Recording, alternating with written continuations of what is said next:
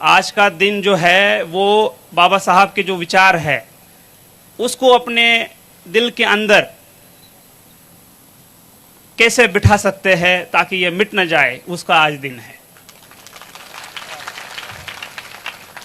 बाबा साहब कहते हैं कि I am Indian firstly and lastly, मतलब मैं भारतीय हूं प्रथमता और अंतिमता।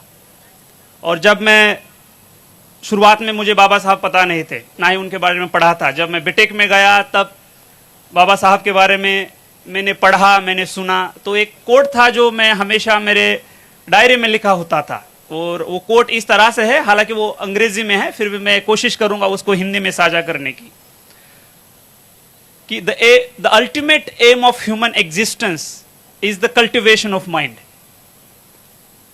मनुष्य अस्तित्व का अगर कोई अंतिम ध्येय है तो वो मानवीय मन का विकास है। तो ये बहुत व्यापक संकल्पना है, ये बहुत ही वाइडर कंसेप्ट है।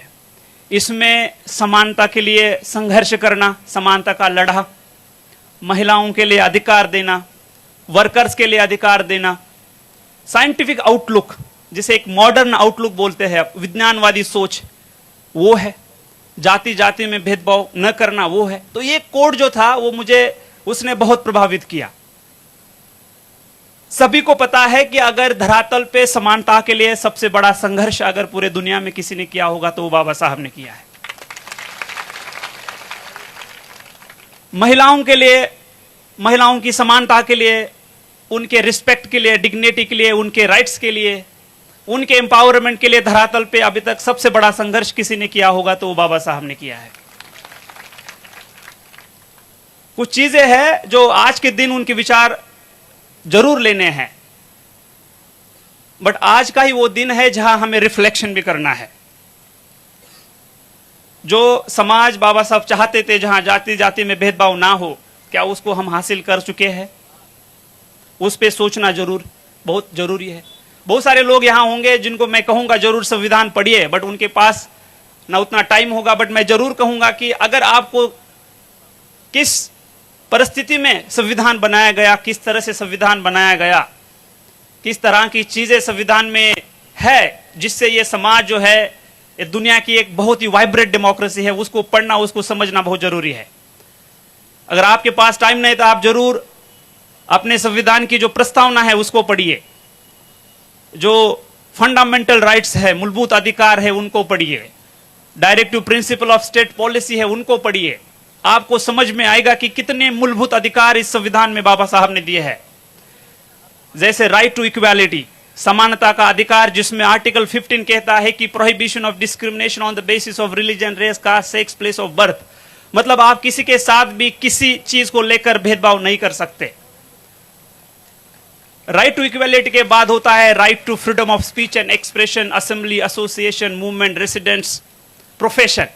मतलब आपको अधिकार दिया है, आपको बोलने का अधिकार दिया है, बोलने की आजादी दी है, आपको ऑर्गेनाइजेशन, एसोसिएशन फ्रेम करने की आजादी दी है। ये बहुत ही मूलभूत और फंडामेंटल चीजें हैं जो समाज में अगर कोई कम्युनिटी है या कोई समाज में व्यक्ति है, उसकी जो राइट्स है, उसका जो एक डिग्निटी है, उसकी जो लाइफ है, उसके लिए बहुत जरूरी है। करेगा आर्टिकल 23 और आर्टिकल 24 जब पढ़ेंगे आपको तो समझ में आएगा। उसके बाद है right to freedom of religion, अपने अधिकार से वो अगर चाहे किसी रिलीजन को वो चूज कर सकता है। उसके बाद है cultural and educational right, minority जो है उनके लिए एजुकेशन के अधिकार किस तरह से है, जो कल्चरल लिंग्विस्टिक माइनॉरिटी है, भाषा वाली माइनॉरिटी है, उनको किस तरह से प्रोटेक्ट किया है। उसके बाद है article 32 right against constitutional remedies, right. तो ये जो बहुत मूलभूत और फंडामेंटल अधिकार है जो संविधान में दिए हैं, जो संविधान की अगर प्रस्तावना आप देखोगे तो उसमें कहा है कि we the people of India having solemnly resolved to constitute India into a sovereign, socialist, secular, democratic republic and to secure to all its citizens justice, social, economic, political, liberty of thought, expression, belief, faith and worship, equality of status and opportunity, and to promote among them all fraternity, assuring the dignity of the individual and unity and integrity of the nation. In our Constituent Assembly this 26th day of November 1949 to hereby adopt and enact and to give ourselves this constitution. तो ये विचार है, ये विचार लेना है, ये बहुत जरूरी है। संविधान की प्रस्तावना को समझना है, संविधान में जो मूलभूत अधिकार दिए हैं उनको समझना है, यह बहुत जरूरी है। आज के दिन बाबा साहब को अपने दिमाग में लेना है, दिल में लेना है। यह बात आप भली बात समझिए, यह बहुत जरूरी है आने वाले समाज के लिए। बाबा साहब ने कहा एजुकेट, तो देखना है कि अपने समाज में कितने लोग हैं, गरीब है, किसी भी वो जाति या कम्युनिटी के हो सकते हैं, क्या एजुकेशन के बारे में क्या कदम उठाए जा रहे हैं। क्वालिटी एजुकेशन देने के लिए समाज किस तरह से साथ आता है, लोगों तक क्वालिटी एजुकेशन आप किस तरह से पहुंच सकते हैं। गवर्नमेंट में डिफरेंट स्कीम्स और पॉलिसीज लाई है, उसको अपन इफेक्टिवली लोगों तक कैसे पहुंचा सकते हैं, तो इसके बारे में जागरूक होना बहुत जरूरी है। जहां भी बात आती है बाबा साहब की, तो एक खेदजनक बात है कि अभी भी बाबा साहब को दलितों में रखा जाता है, बल्कि पता है कि बाबा साहब ने जितना काम दलितों के लिए किया है उससे कई गुना काम महिलाओं के लिए है, वर्कर्स के लिए किया है। जो कोलंबिया यूनिवर्सिटी है वहां आप देखोगे तो कोलंबिया यूनिवर्सिटी में बाबा साहब का स्टैचू लगा है और वहां लिखा है द सिंबल ऑफ नॉलेज। बाबा साहब की जो एजुकेशन की डिग्रियां है, अगर आप पढ़ोगे तो आपका दिमाग पूरा चकरा जाएगा। कर रहे कि बच्चों को पढ़ाए। आज इस सांचौर में आप देखोगे तो आप हमारे सामने एक नशा का बहुत बड़ा चैलेंज है, बहुत ही बड़ा चैलेंज है, जिसको हम सबको मिलकर खत्म करना है। हमारे जो युवा है, इन युवाओं को बताना है आपको कि ये जो चीज है ये उनके लिए कितनी घातक है। वो अपने खुद का सेल्फ कंट्रोल लूज कर देते हैं, उनके चलते उनकी फैमिली परेशानी में रहती है, घर में आर्थिक संकट आता है, वही फिर नशा करने के बाद समाज में जाके क्राइम करता है, अशांति होती है, भय होता है। तो इन चीजों को रोकना होगा। जो हमारे लोग इसमें ऑलरेडी है उनको उससे खींचना होगा। रिहैबिलिटेशन सेंटर जालोर में आया है, बहुत सारा काउंसलिंग अवेलेबल है, नए तरीके से एनजीओ काम कर रहे हैं, बस आपको उनके हेल्प मांगनी है। जो लोग इसमें जाने की संभावना है, जो 12th है, डिग्री है, उनको रोकना है, उनको पहले जागरूक करना है, उनको अवेयर करना है।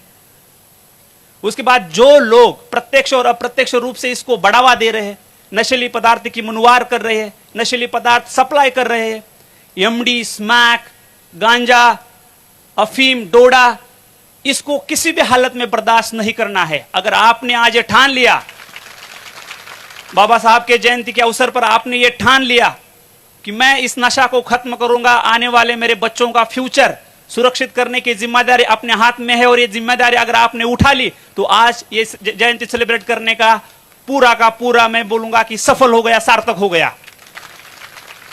यहां आके घोषणा देके या सत्कार करके वापस बिल्कुल नहीं जाना है। यहां आने के बाद बाबा साहब के विचार जो है वो दिल में लेना है, दिमाग में लेना है।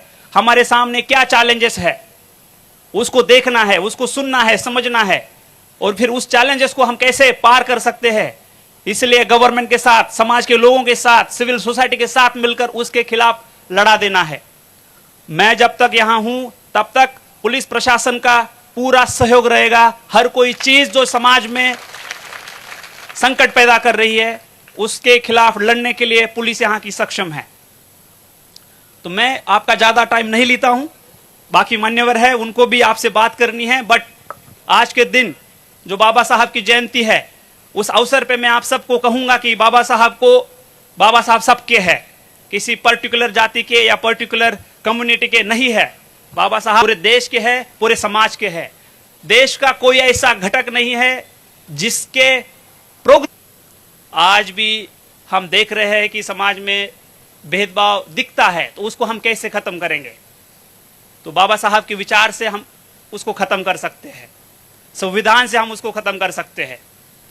तो संविधान जो बाबा साहब ने हमें मूल्यवान जो दिया है उसको आप पढ़िए, उसको समझिए, उसकी वैल्यू से आपको पता चलेगा कितना बड़ा कंट्रीब्यूशन हम सब के लिए बाबा साहब ने दिया है।